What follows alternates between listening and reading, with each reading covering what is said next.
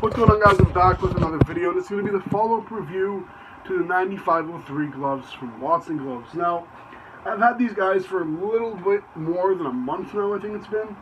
I've been trying to push out all these reviews and follow-up reviews for you guys. I apologize. I've recently had a loved one fall ill, so again, please try to bear with me.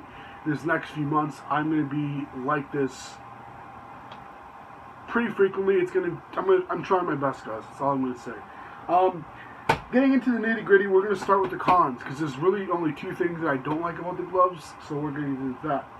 Number one thing I don't like about these gloves is there's no removable liner. Now I'm being petty, only because these are $50 gloves. I don't consider $50 gloves to be cheap, and a cost-cutting measure is definitely not something I want to bring up.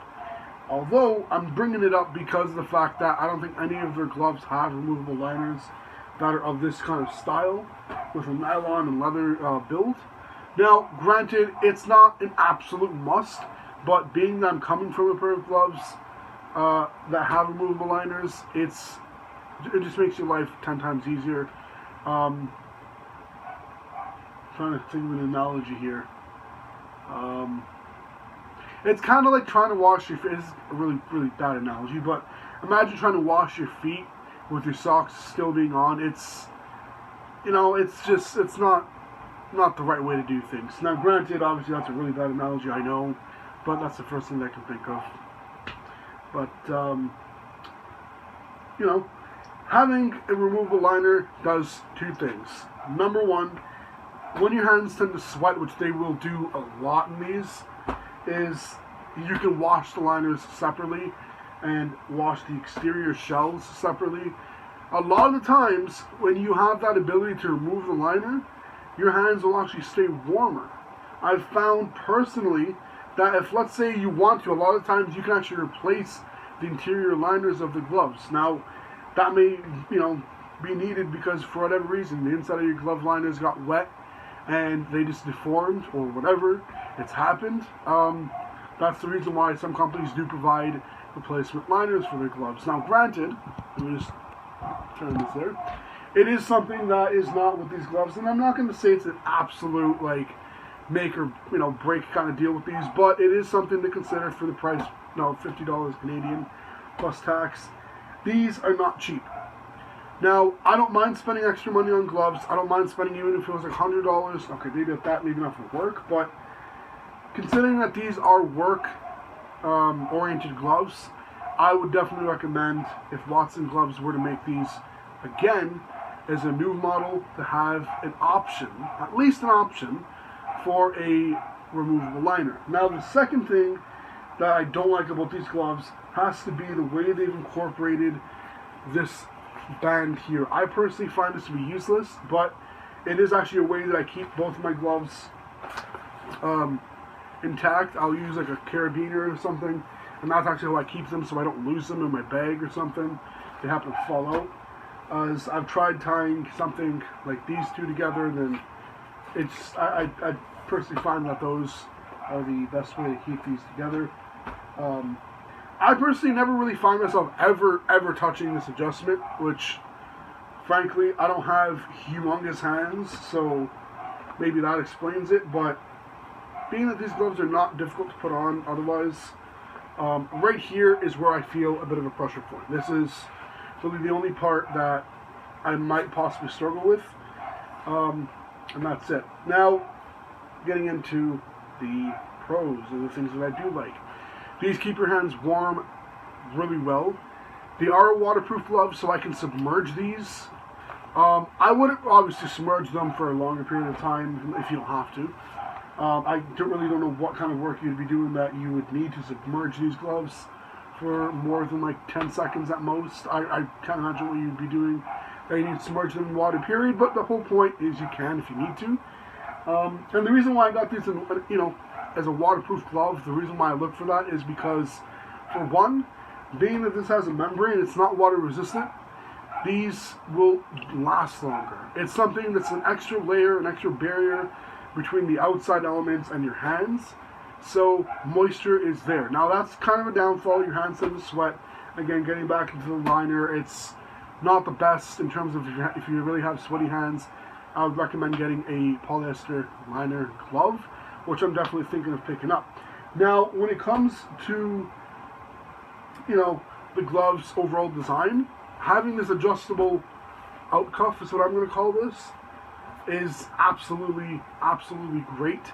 Because of the fact that a lot of times I don't wear the same jackets every single day to work. My high-vis one I do, but sometimes I may wear something, underneath that. Sometimes I may not. So the layers tend to bulk up a bit. And the fact that I have an adjustable out cuff really, really just makes my life easier, because I can obviously, tighten this. And it makes my life so much easier, and I actually really like that you can do that. Now, the next thing that I do to say has to be the deerskin leather. That's something that I've always been a fan of when it comes to leather gloves for work. If it's not a work glove, I've heard of sheepskin, which is actually what the other version of these came with. I'm not a huge fan of sheepskin. I find it's a little bit more delicate. Even though some people would beg to differ and say it's the opposite, it's, in my opinion, just not the right leather to use with work gloves. It is thicker sometimes, but again, it's not as dense. I know it sounds kind of weird. It's thicker, but not as dense. I just tend to find that this will last you much longer. And the way I clean these, I want to point that out, is actually another thing that I like. These are really easy to keep clean. Not wash. I wouldn't recommend washing these unless you absolutely must, because of the fact that these kind of gloves, especially because they don't have removable liners, take ages to dry. So, I know with my old pair of gloves, I can throw the liners in the dryer. Those, no problem. Have them dry for the next morning, which is really, really, really rare to say with mittens or any gloves that are, insulated, for that matter. Now, granted, being again that these are pretty much just leather and nylon, the way that I clean these is with a gentle hand soap. Now, you guys may be wondering why I'm saying gentle hand soap. I personally wouldn't recommend using a dish soap unless maybe Dawn. Maybe that's the most, that's probably the only dish soap that I would really recommend if you're going to use a dish soap over hand soap. Mainly because hand soap has a foamy lather for the most part, whereas dish soap, it's more of an abrasive, kind of, it attacks, not attacks in a bad way, but, it gets into the little pores of the leather, which you would think that's what you want, but that will actually dry it out. And if you do not have mink oil, which I tend to have, but I know not everybody does, it will actually make the leather a lot more fragile, and obviously that's not something you want when these are work gloves. As for the nylon on the top, I can go with a brush or a cloth, any kind of soap really, as long as it's not too rough. I wouldn't go as far as I don't know, some like Palmolive or Sunshine, or what is it, Sunlight? Is it Sunlight or Sunshine? But the other shows you guys that I only use Dawn. I don't even know what it's called. But the whole point is, don't use super rough or harsh soaps on these kind of gloves. Also, just in case it happens to bleed through somehow, you don't want that. Trust me. Now, the one thing that I want to point out is kind of like the last thing is the fit. Now, these do fit true to size. These are medium. I don't have very large hands, as you guys can tell. So, make fun, poke a jokes, do what you want. But the fit on these, I would have to say, is actually really, really good. They are really not the most comfortable. I can definitely say they're not the most comfortable gloves that I've worn. Winter motorcycle gloves would probably be, if you're looking for a comfortable glove to wear, winter motorcycle gloves probably would be the thing. Mainly because those would have a little more padding and more cushion. These don't really have padding or cushion, so if you happen to bump your knuckles or something, don't know what you're doing, but if you do, that's the thing you want to watch out for. Another thing, the really just the overall quality of the gloves, I'd have to say that's pretty good. Could it be better?